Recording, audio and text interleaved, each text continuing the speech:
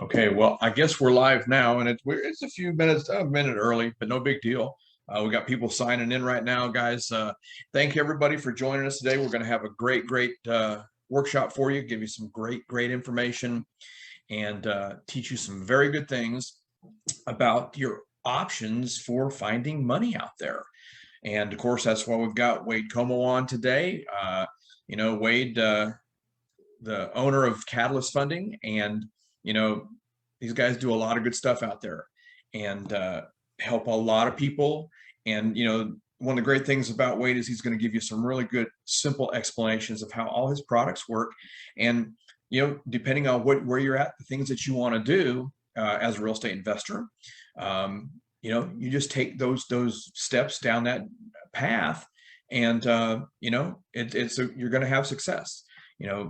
This is just another way of putting another team member in your back pocket, because we all need our team around us. And Wade is a great person to get on your team, and his whole staff. I mean, great group of guys.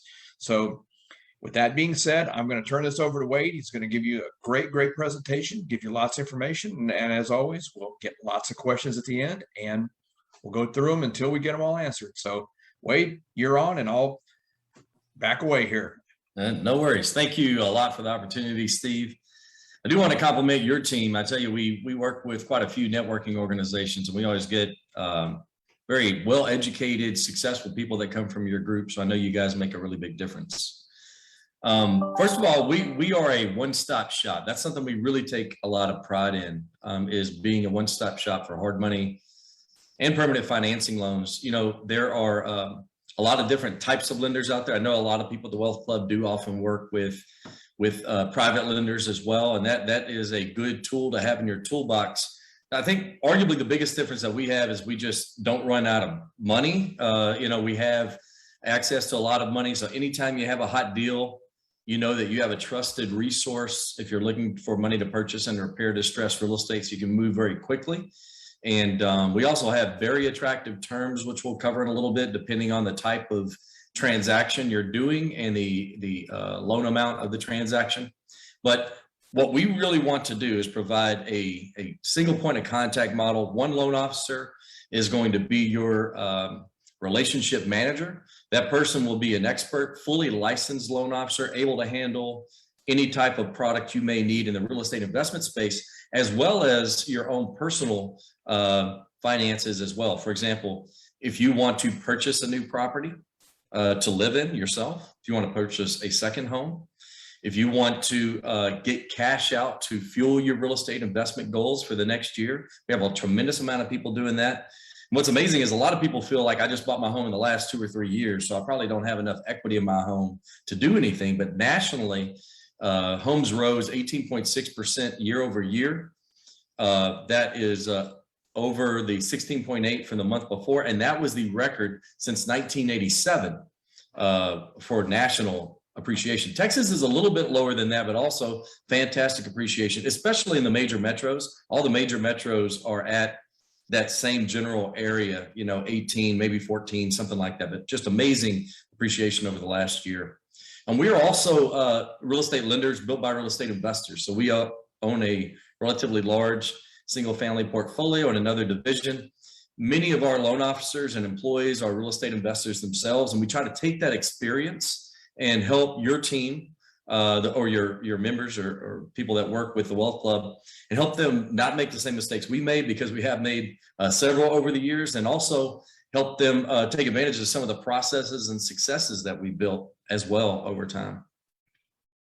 We have a 5-star average review on all social media platforms. So if you go to Facebook or if you go to Google, you can see some of the reviews from people. And I think it's important, no matter who you're working with, that you work with people who are recommended by someone like the Wealth Club, because I know they vet all of the people that are sponsors. And then also check their online reviews. And we're very proud, and we take a lot of pride and effort in trying to always provide the best possible customer service. And we think that shows up in our reviews. As far as the different specific products, I've kind of given a high-level overview, but first we offer the money to purchase and repair distressed real estate. That's often called hard money, maybe private lending.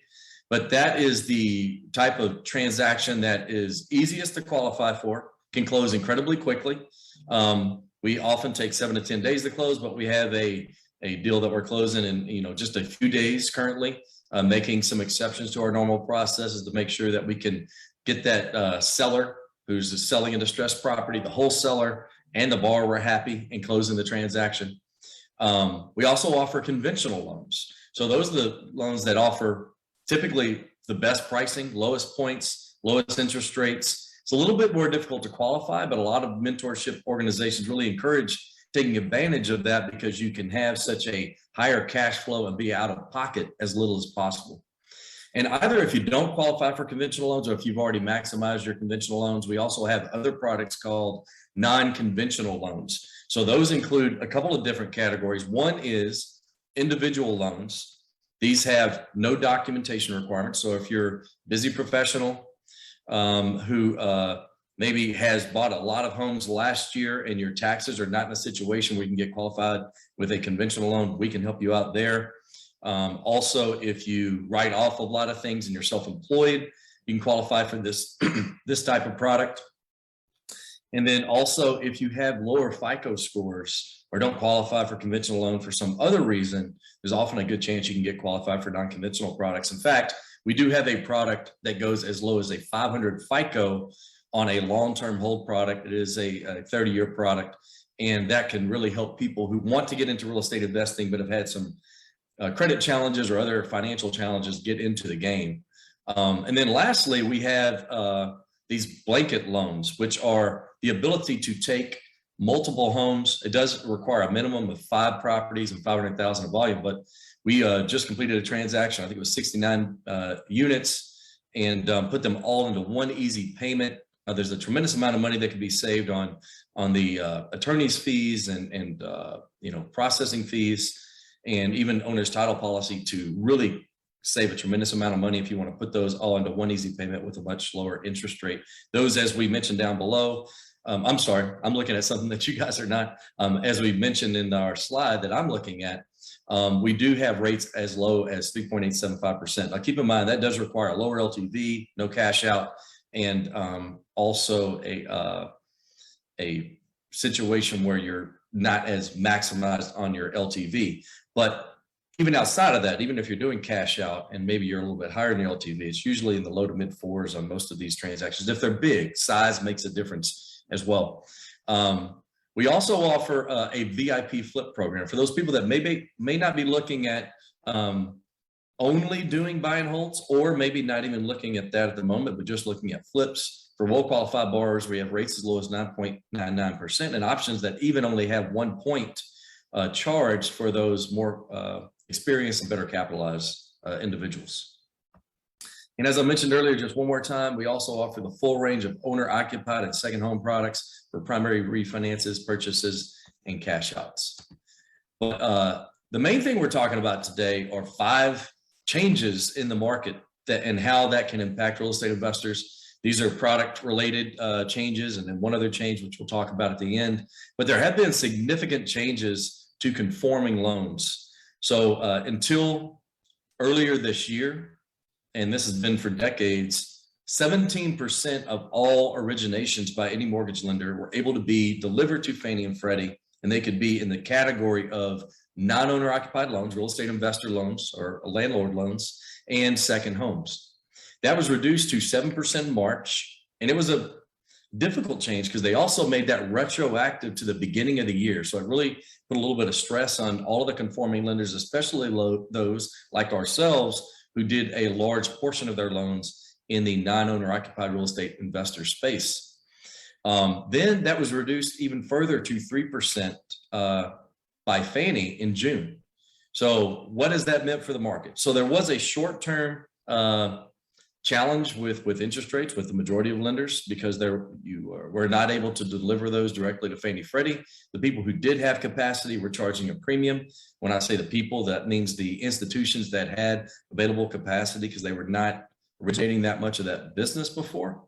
So that was a challenge that we all had to work through.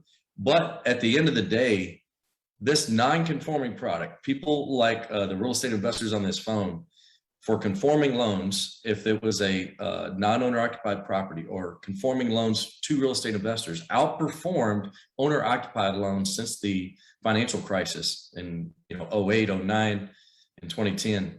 And that's very encouraging to real estate people who want to invest in real estate, not just real estate investors, but hedge funds, insurance companies, private equity funds. These people really believe that this is a great asset class. In fact, I've been at 2 conventions in the past few months where many of these hedge funds say single family is the asset class they consider most attractive at this moment, considering inflation and some other things that may be coming at an even higher level on the horizon. So private money has moved into this space, and a lot of the products we're going to talk about are created out of 2 things. One, the fact that people with a lot of money and intelligence believe this is a great asset class. And then 2, the fact that the conforming market, government-sponsored loans in the Fannie and Freddie space, have chosen to reduce the number of transactions they want to do in this investment space. So those 2 things combined to create this very exciting list of new products, which we're going to deep dive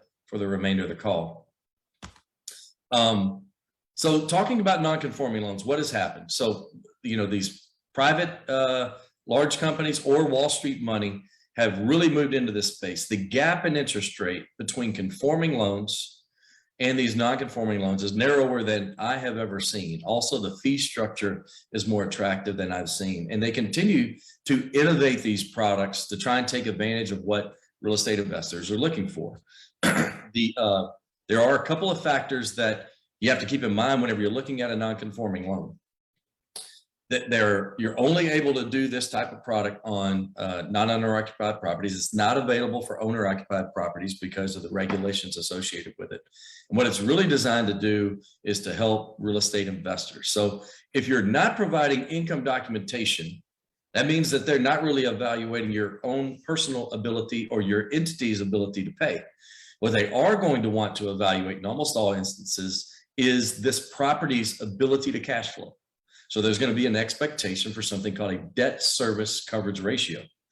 A debt service coverage ratio is basically an evaluation of this property's ability to cover the principal, interest, taxes, insurance, and homeowners association dues, which is in short PITIA.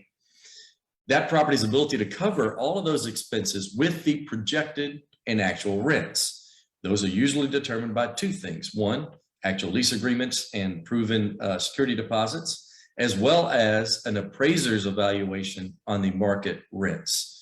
Whenever you take those 2 in concert, most entities that lend in this space are going to go with the lower of those 2.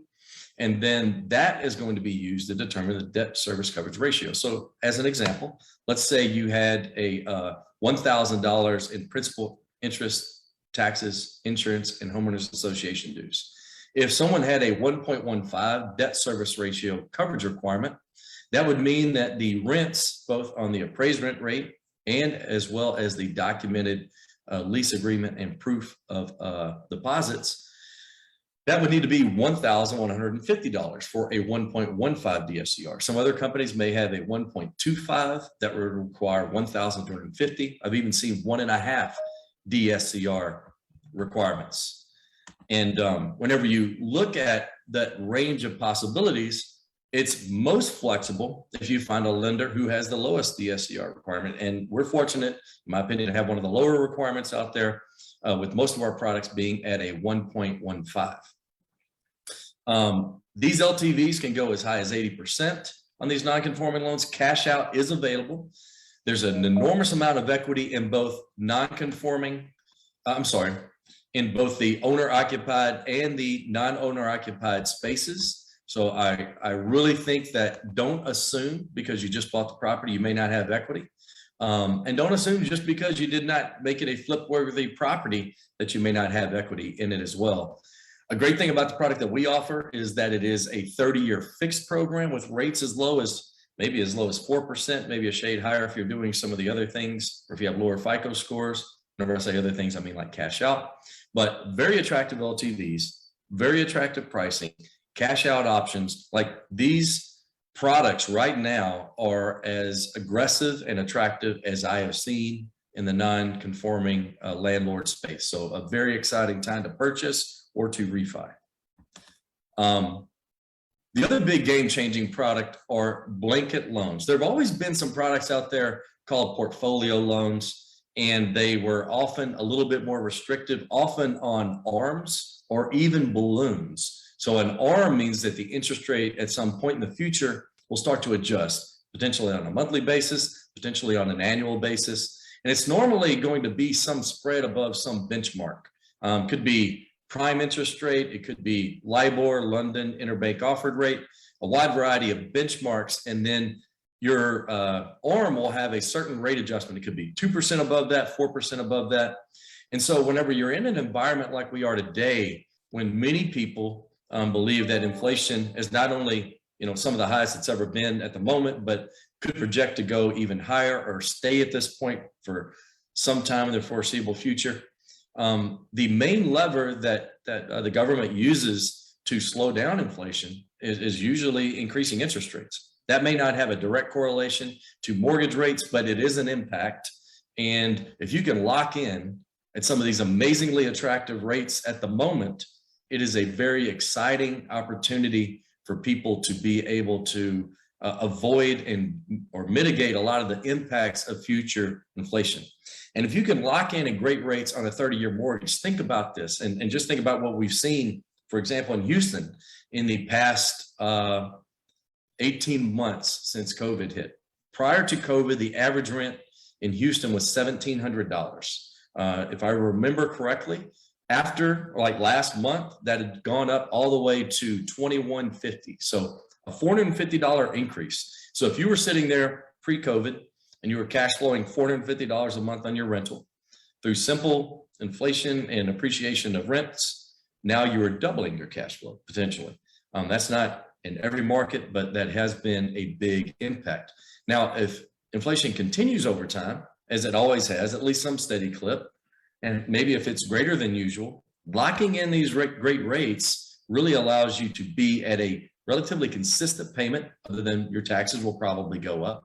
But normally that does not increase at nearly the rate of the payments in an inflationary environment. So I think it's a great opportunity in that space. These blanket loans are more flexible. They have more attractive release provisions. Our particular product, especially whenever you get above 10 units and 10 or $1 million in volume, the release provisions are even more attractive. There's another break above 20 units and 2 million where the release provisions are even more attractive than those.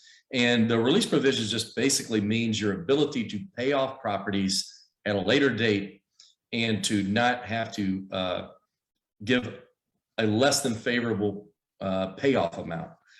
We can deep dive that with each individual based on your own individual circumstances, but it is important to note that this is typically more attractive than what was there in the past and what we see from a lot of our competitors. Another important thing there is that our product does have the ability, but not a requirement for you if you pay off properties, to recast those payments if you have enough properties in the portfolio, which means that your cash flow can continue to be at a very high level because the ability to reduce your monthly payment if you pay off property or properties. Whereas for many of the previous products and many of our competitors, what they offer, that recast option is not available. There is a fee associated with that, and it does require some time, but it is a very attractive option to keep that cash flow at the absolute highest possible level, while also giving you a lot of flexibility to sell properties if you see an opportunity, want to raise more capital.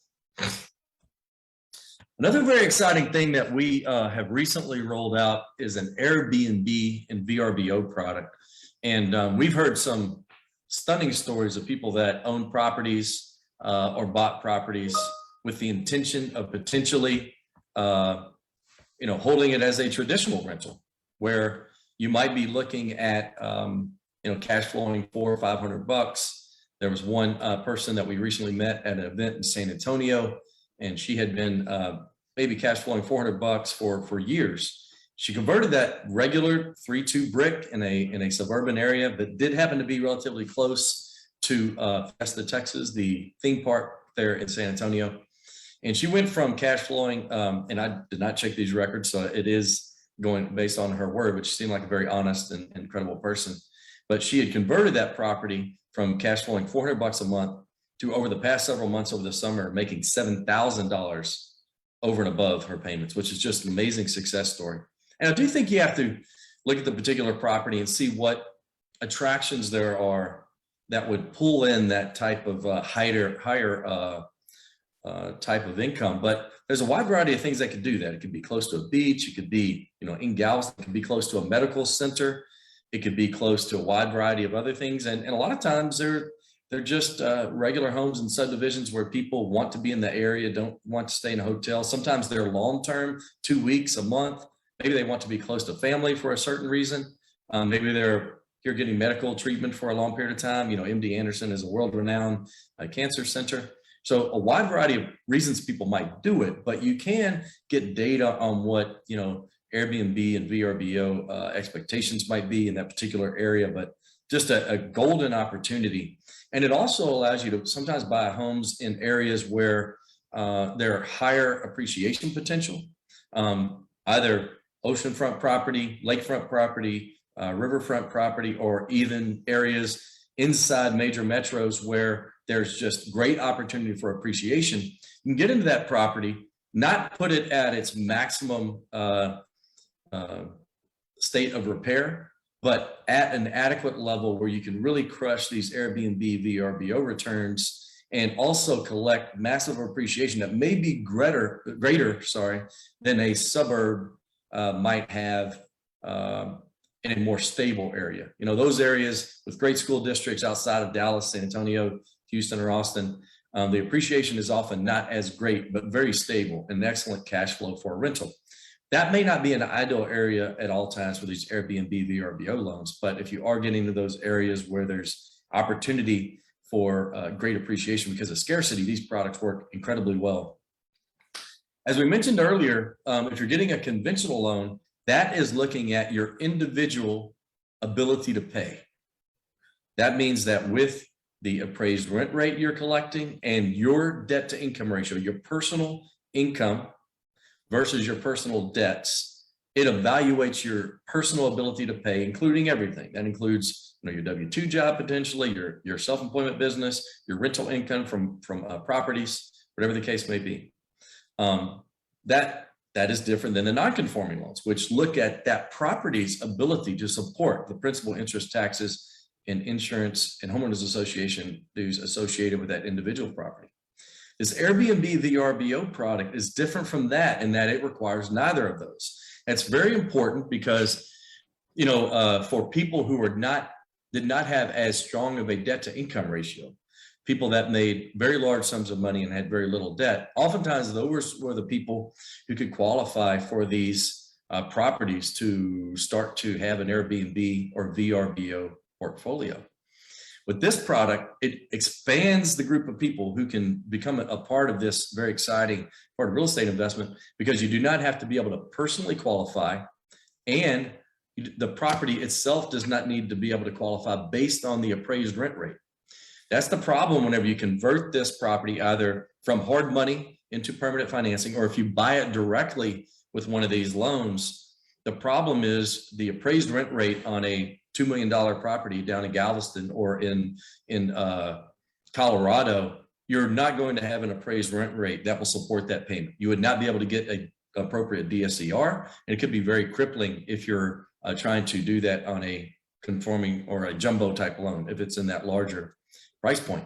But with this product, people that have at least a 700 FICO and have a little bit more for a down payment, you can get pricing as low as this with no really income documentation at all. Of course, no proven DSCR. You can get rates as low as 4.25% on a 30-year fixed product. So if you're looking to either have a second home that you want to rent out on occasion, maybe not at all, or potentially even one where you are going to want to rent it full time in this short-term rental category, excellent pricing that can provide fantastic cash flow.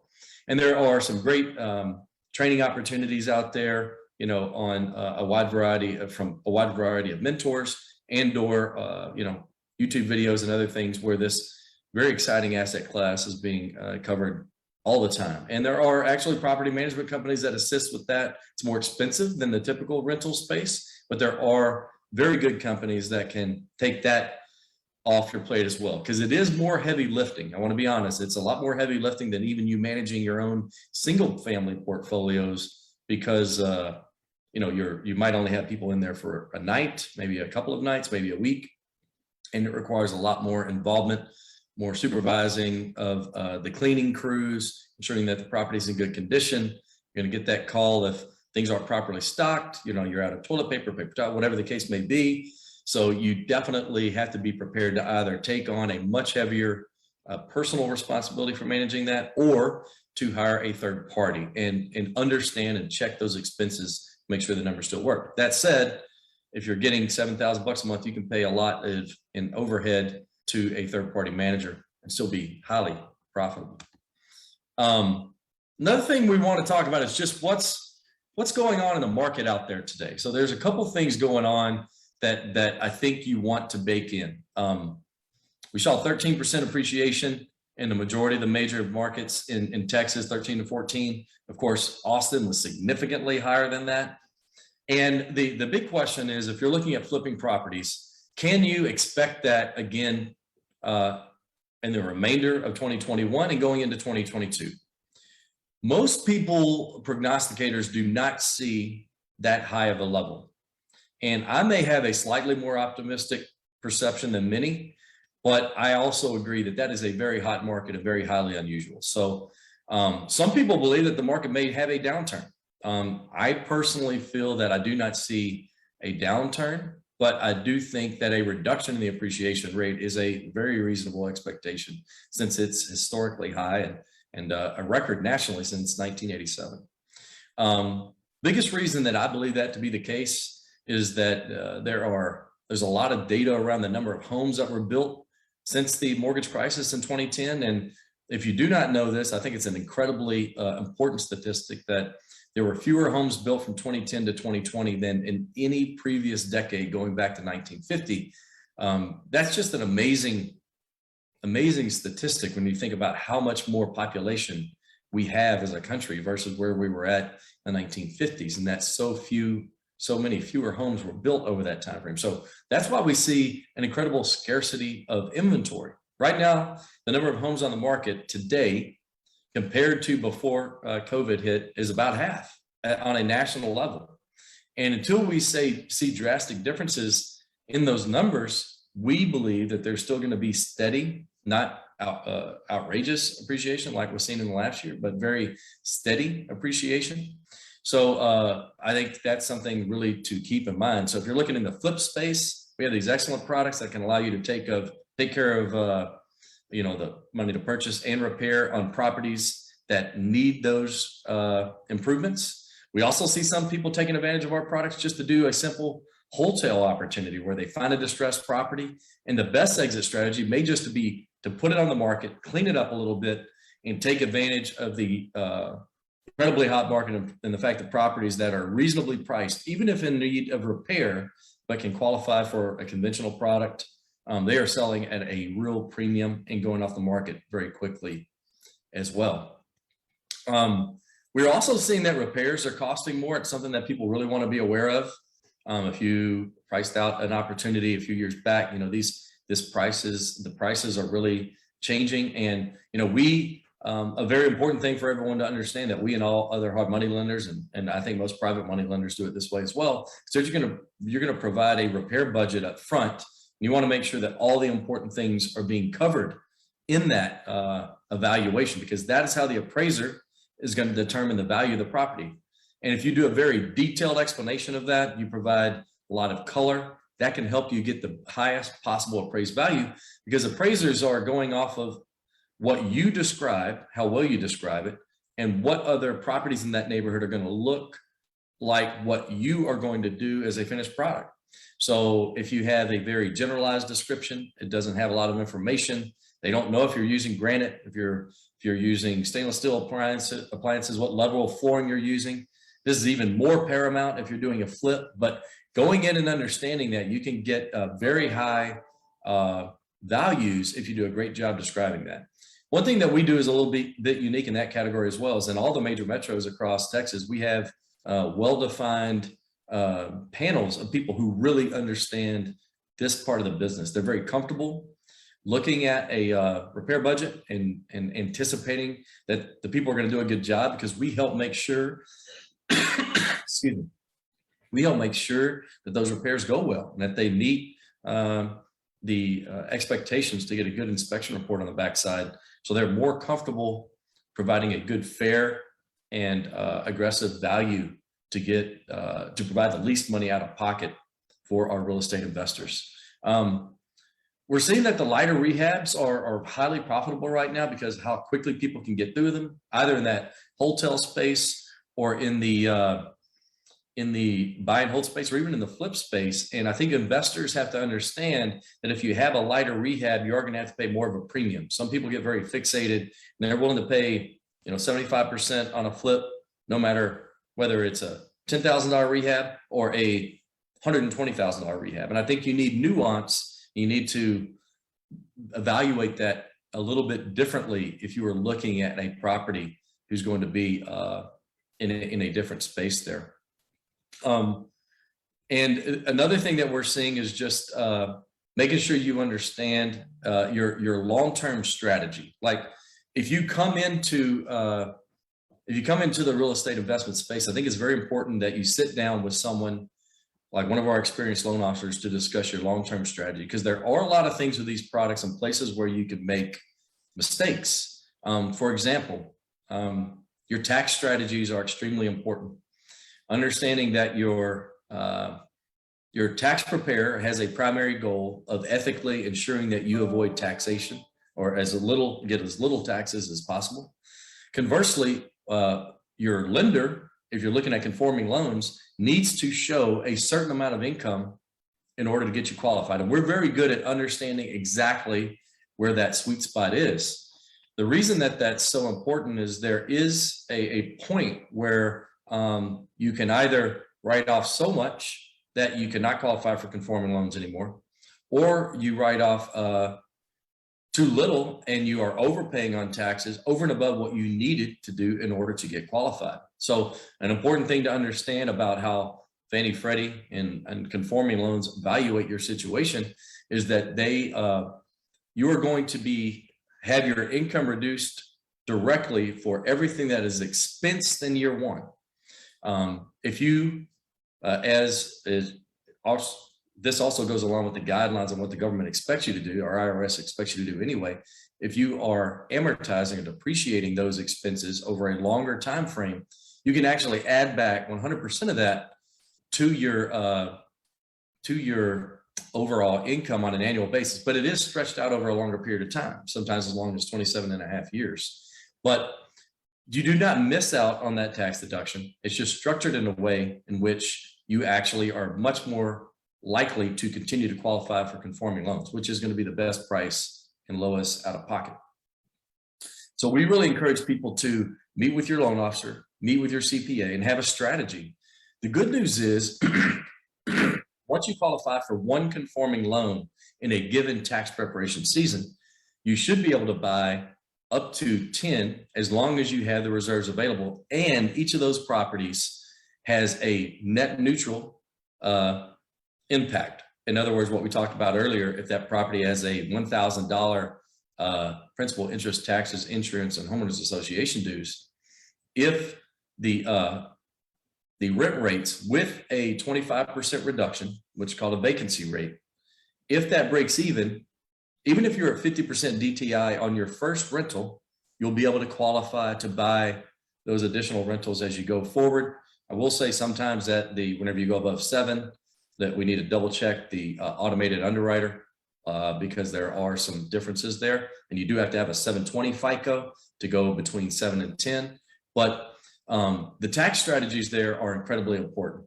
Another thing that's extremely important and that we help coach you through is making sure, if you're wanting to do those conforming loans, that you are rotating between husband and wife or significant others and going back and forth in a way in which it allows you to, one, get as many properties with a single credit pool to protect your credit score. And then also make sure that you are not pulling both your credit and absorbing one of your allowable Fannie Freddie loans when you're both on that, if you can avoid it. What we would like to do is help each person qualify for 10 in their individual name, rather than qualifying for 10 on combined mortgages, which would mean that you would cut your opportunity basically in half. So we definitely work through that together, come up with a good strategy, and make sure that we're rotating back and forth to minimize that credit score impact, as well as making sure that you are taking advantage of the maximum on each side. Now, once we get through those 10 per person, what we can do, and this is not a guarantee that every lender can do this, and it's not a guarantee if you use someone else on the conforming loans or on the blanket loan, that we really have to do it in concert and coach you and make sure the title company and that the lenders prepare all the documentation properly. But we do have the ability to put those properties in an LLC and be able to let you rinse and repeat and start to do those conforming loans again. So that's a very exciting option for people that want to grow their portfolio. You can do them in your individual names, get up to your maximum, take those, put them into one blanket loan, great interest rate, great payment, 30-year fixed type product, and then rinse and repeat and do another 10 in that conforming space. So really what's exciting about that is really, there was a time when people felt like they may be capped on the number of deals. We met people at a big industry event we were at this last weekend where they were told by bankers that you can't go above 4 conforming loans. That's not the first time I've heard that. There are a lot of banks that have overlays that make people feel as if that's far more limited. But if you work with investor-friendly lenders like us, and there are a lot of others out there, you can definitely have far more transactions in that space. Let's see here. Another thing that we're seeing out there is competing against institutional buyers, and how do you have a strategy to do that, and how do lenders help you do that? So one important thing to keep in mind is that a lot of institutional buyers, they have a company name, it's outside of the area, and sometimes they do not always execute on time. So some wholesalers have been burned out there, and if you're a local investor working with a local hard money lender that has a good reputation, sometimes you can outcompete those guys, because they are here in numbers. There's an article that I just read recently in the Wall Street Journal talking about the American housing market is stifling mobility, and how Houston is so attractive because of a wide variety of factors, easier to build than a lot of other parts of the country. And I also read another article talking about how institutional investors are just wanting to move into Houston. We work with one hedge fund out of San Francisco where they only buy properties in Houston. There've even been hedge funds that have bought entire neighborhoods that originally intended to be owner-occupied properties to sell, and institutional investors have come in and bought that. So you're in a great market here in Houston, and you have to understand, how do I compete against them? So one is individual knowledge of the area, and the fact that we probably are going to have the ability to get a higher appraisal in many instances, allowing you to potentially pay a stronger number. If these other institutional buyers are using some type of financing, they may have challenges there. You have to be willing to pay up a little bit, sometimes more aggressively in this market, because of where appreciation continues to go, and the metrics that show Houston is projected to continue to go up. Another thing that's very interesting about these guys, and if you're a wholesaler and you can make the right relationships, some of them do want tenant occupied properties, even in a environment where there have been eviction moratoriums. So that's something that's interesting as well. And then the people that we see doing the best job against them are the ones who just take unconventional approaches. They use a lot of data-driven approaches to find properties. So if you're out there and maybe struggling to find properties, some of the more blocking and tackling simpler approaches, a lot of people using bandit signs or door hangers, or the people who are driving for dollars. Other hustle type approaches seem to be allowing them to differentiate themselves, because if you're all pursuing the same data, they have a lot more money going after lists with mailers, or even SEO or pay-per-click. These people have a lot of money, so that can be a difficult thing in the current environment. And that's really the main things that we're seeing in the area of new products. I don't know if there are any questions out there, Steve, or any other things about the market in general that you might want to chat about, but that's my basic overview.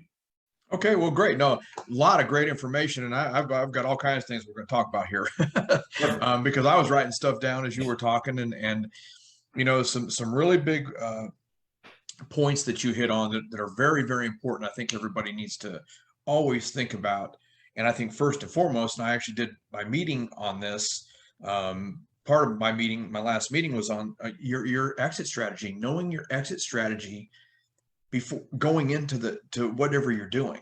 Having that plan of what you're going to do is everything. And if we have that exit strategy, I mean, it helps us just prepare going forward. And then when you sit down with the professional, you sit down with the loan officer, you can tell them your exit strategy. Now you can really form that plan to really, really benefit you more than ever. Absolutely. So that was a great point. I'm glad you brought that up, because I talk about these things all the time. So it's great when I hear someone else saying the same thing, because it's so true. And I mean, like I said, you've been in the game a long time, and you've got a lot of rental properties as well. So I know that you know this stuff. So trying to teach everybody this stuff all the time, I find that really, really good. So with your appraisals, your appraisers that go out now, depending on the exit strategy of that property. So if it's going to be a buy and hold, are they doing an as-is appraisal when they go and appraise it? If it's going to be a flip property, are they doing an ARV appraisal? How are your guys working through that? Sure. Yeah, we have a couple different scenarios, but all of the appraisals for our hard money, the money to purchase and repair, are always going to be subject to repairs appraisal. So and you did a good breakdown on it, but to explain that in the simplest terms, basically there's going to be a repair budget that says these are all the things you're going to do: new roof, foundation, new flooring, new cabinets, hardwood floors, high-end appliances, new windows, great landscaping. The appraiser collects that information. He says, okay, I'm going to visualize what this property is going to look like, and what are the best comparable sales that look like what this property will eventually look like after repairs, right? And so, yes, they're going to compare, in most instances with our panels, to the top of the market in that particular area that meets your description.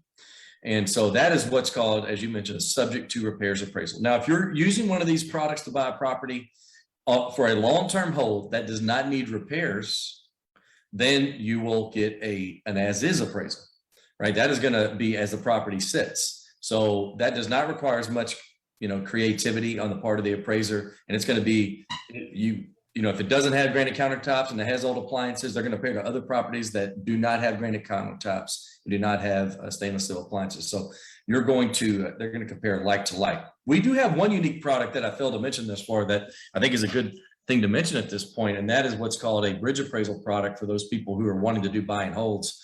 This is an excellent product because hard money appraisals are unregulated. So, and while we don't do this, some of our other competitors may even tell the appraisers the number that they're looking for, right?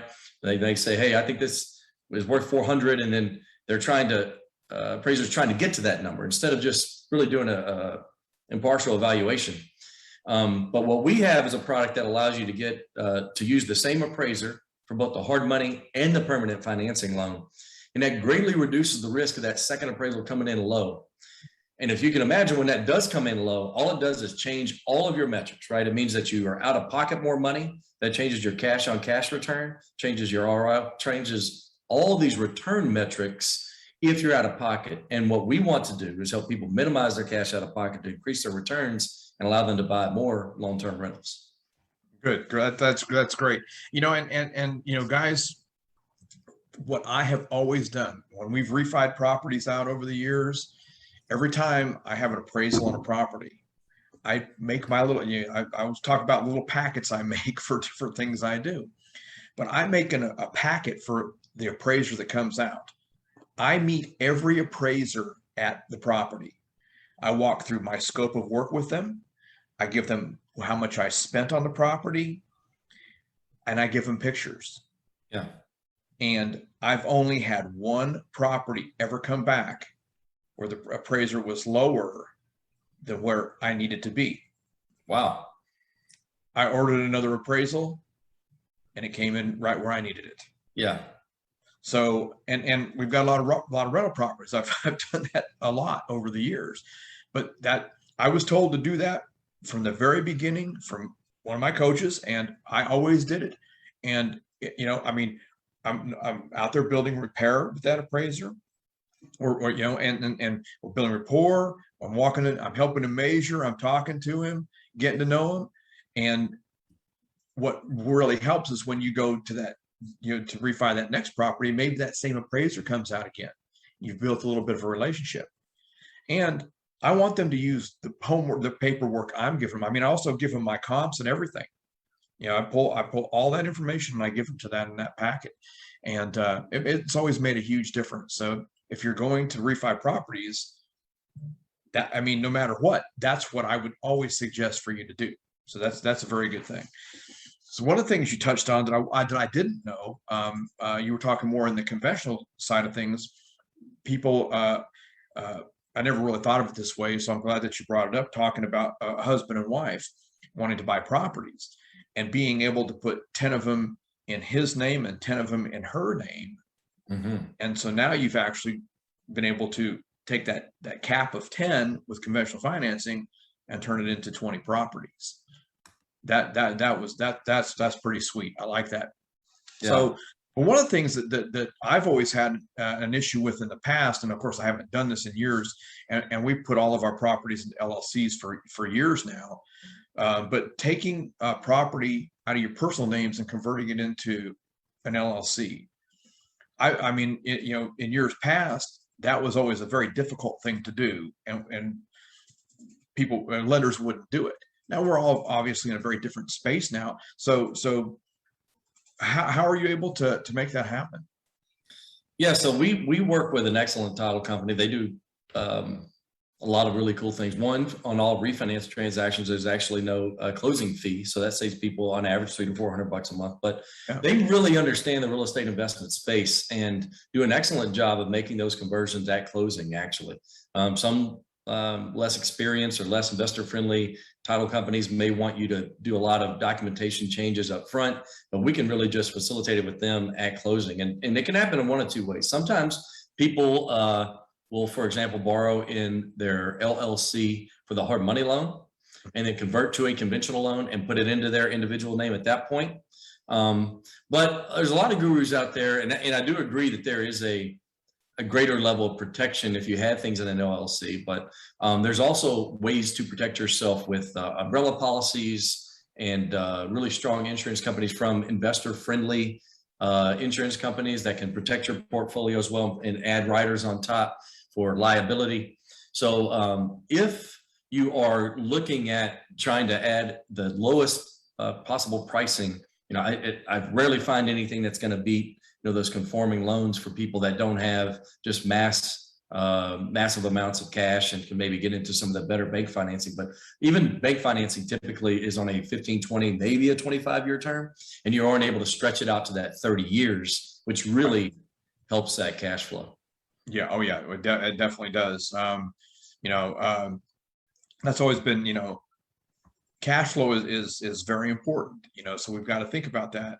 And, you know, oftentimes when we're putting this together, we're new and trying to get into this, you know, we've got to think of those additional expenses that are going to come out of our pocket. And, you know, what Wade's doing here with the way that they're approaching this is they're looking out for those things.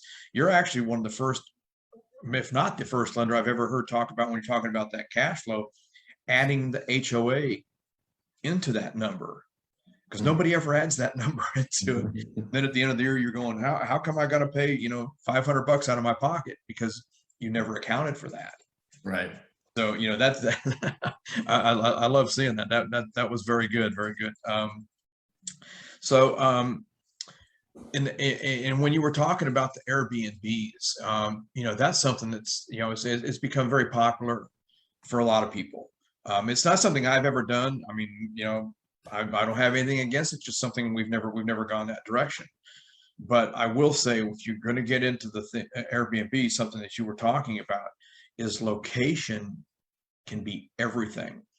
And when you talk about an exit strategy, I think in the Airbnb space, you really need to know what your exit strategy is, and then how you're going to approach that. And there's a million different thoughts on it from different people, and I've had 100 different gurus tell me 100 different ways to do it. But for me personally, you know, one of the things you were talking about is making sure that if you're going into that space, getting in an area where your property is going to appreciate is extremely important. And I am more of the mindset of, if I'm going to do an Airbnb situation, I want to find a location where it's going to be a very sustainable market, around a hospital, around a plant. I'm very hesitant of the vacation rental Airbnb because it's going to be very seasonal. Then, for example, you know, when we had everything started in 2020 and all that was shut down, that industry was shut down for quite some time. Fortunately, it's come back, and I think it's come back pretty well for a lot of people, especially because people that were traveling and going on vacation wanted to be more isolated and not in a hotel situation. So I think that actually helped a lot of those people that had those types of properties. But you know, location is everything, and we've always got to be. I think, especially in the environment that we're in right now, we have to be even more conscious of location, of where we're buying the properties that we're getting into. So with that being said, are you doing any other types of commercial lending to investors? Not true commercial loans, not like a a doctor's office or anything like that. We do work with some referral sources that if anyone wants to reach out to us, that we can certainly put them in contact with. But all these other products that we're talking about, anything in a single family, and single family is technically 1 to 4. We have an enormous amount of products. We can do anything all over the state of Texas. We can do Atlanta, Georgia. We are working on, and we can close outside of the area, but on a much longer time frame for hard money loans. But we're working on being able to do that nationally, hopefully in the next few months. But then as far as all of our other products, the conforming loans and the non-conforming loans, blanket loans, Airbnb, VRBO loans, we can do those in any state in the country. So that's a very exciting option there. Yeah. Oh yeah. So it's, I guess that's a matter of the licensing and stuff that you guys have to do all that stuff. And Yes. and like I said, not like I know how any of that works, but I know that it has to be put in place. We have we all have rules and regulations we have to follow no matter what we do or where we're at in this space. So yes, lending is one of the more heavily regulated parts, and that's a good thing because there have been some bad actors at times. So it keeps people, whenever someone is watching, sometimes bad actors are more careful, which is good for everybody involved. Oh no, definitely, I would agree. So let me ask you something on the blanket loans. One of the things that we've never been big on doing blanket loans. We've got a couple that we've done, just a couple properties in here and there. But we always find that where the big hangup is for us is, let's say I want to sell a property out of that blanket loan. Yeah. And it changes the numbers on the entire deal. So how do you guys handle that? What do you do in those situations when someone wants to take a property out of the blanket? Yeah, and you're absolutely right. Before some of these new iterations or options in blanket loans, it was really tough. You might have to, you might pay off a couple of properties and your payment stays exactly the same, right? With a lot of the previous loans, or right. A wide variety of things that just were very, very favorable to the lender and not very favorable to the investor. But with this new product, and it's not available if you only do 5 or 500,000. Whenever you get into the higher loan sizes, they're very attractive release provisions. But two reasons. One, you can get a 100% release provision, which means you're basically getting out of it what that particular loan amount associated with that particular property. So it can just be taken away. And if you want to recast your payment, you can actually have a reduced payment relative to the new loan amount. There is a fee for that, but that is where the game has changed. So really, those are the two biggest reasons that people often didn't want portfolio loans. Outside of that, the advantages are tremendous. Lower interest rate than you would get on individual products on a non-QM basis in most instances. I mean, 3.875, 4.25, something like that, incredibly attractive. The ability to include, maybe 100 properties, maybe even more in one payment means that you have far fewer costs than attorney's fees. Like typical attorney's fees might be $375, $450 to prepare these docs, maybe $250 if you have a great relationship with someone. Normally it's more than that. So that might be, $25,000, $40,000 just in attorney prep fees on a 100 loan portfolio. Whereas this will just be one doc fee and often, maybe a few $1,000s. So enormous savings there. Owner's title policies, whenever they're on $10 million instead of, $100,000 policies, huge savings on owner's title policies. Processing fees, huge savings there. Just an enormous amount of savings by using the power of scale, like so many other things in life. If you buy in bulk, whether that be at Costco or Sam's or whatever it is, you get better pricing. And that's the same thing on this transaction. I mean, we've literally seen people save tens of thousands of dollars by doing a blanket loan just on fees, rather than doing individual loans on refis, and then to boot getting a much better rate, which increases your cash flow. Fantastic. So on the blanket loan, are you basing it on an LTV of the whole portfolio, or are you breaking it down in each individual property to come up with that? Yes, how do you do that? They're individually appraised. Yes.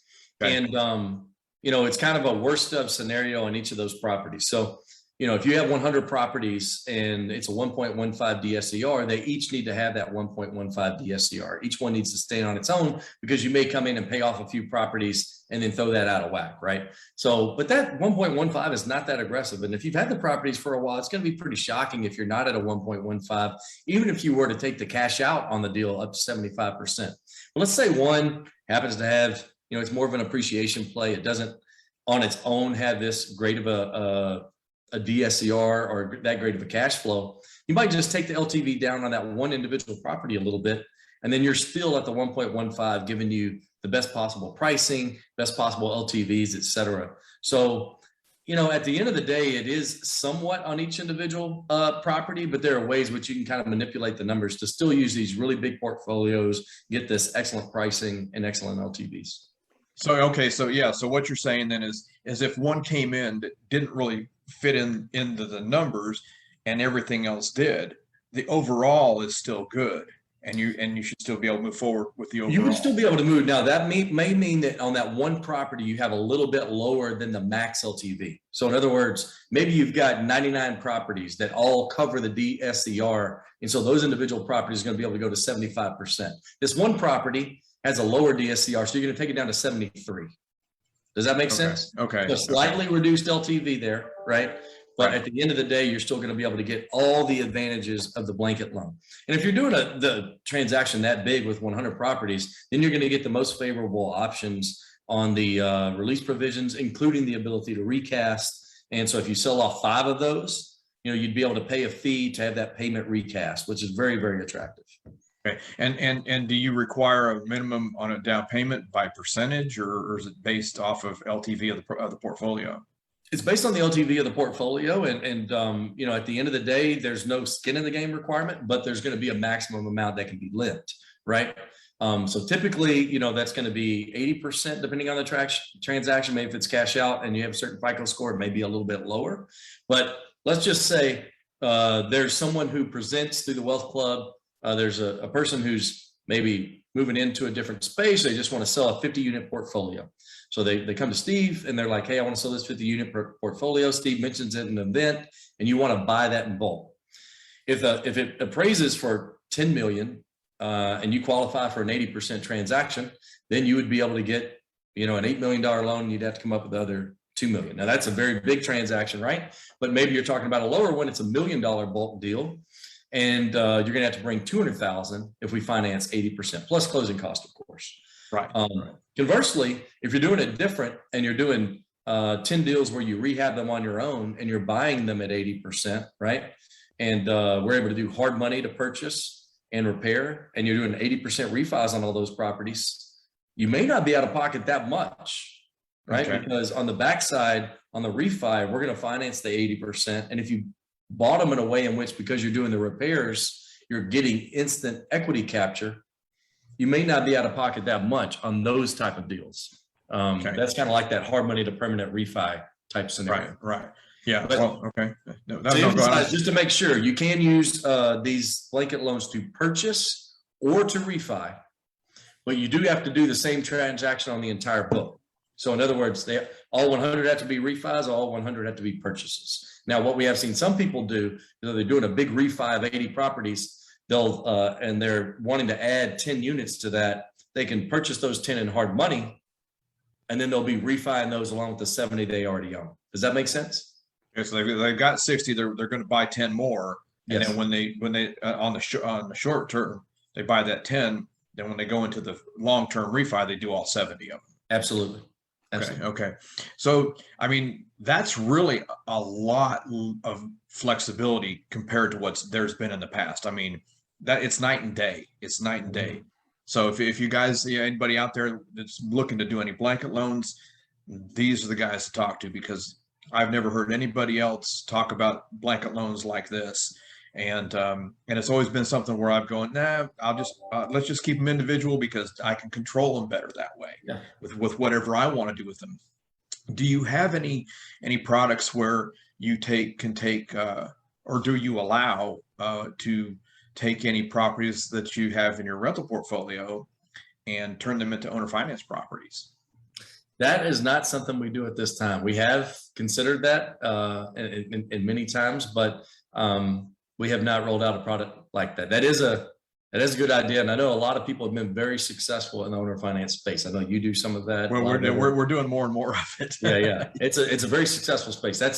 That is on my agenda to roll out. We've rolled out quite a few really cool things this year, but long term, we know it is a great product, and it's great for investors.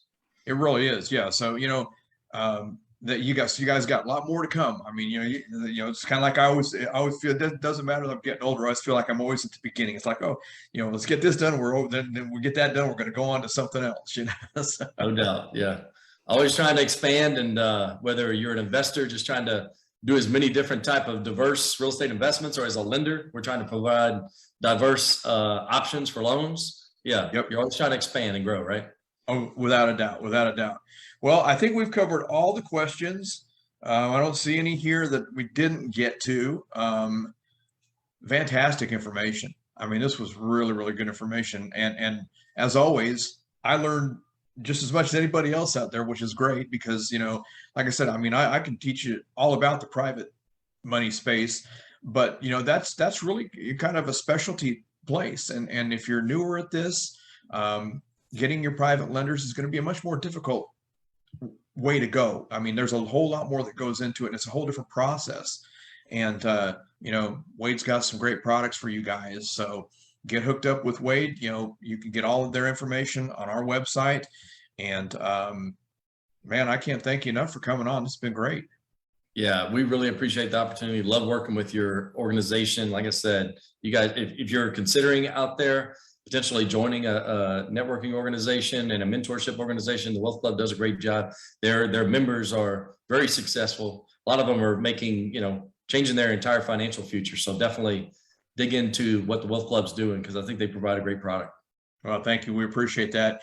And guys, we got, I got our meeting coming up at the end of the month on the 30th. I had to think about it. So, join us. We're back live again. So, come out. We're going to have some great networking. Wade's whole team will be out there. But don't wait till then. If you got stuff going on, get in touch with these guys right now, and they can make some great stuff happen and help you be successful in the future. So till next time, guys, we really appreciate it. Wade, thank you again. And we will see you all again very soon. Thanks, everybody. Have a great day.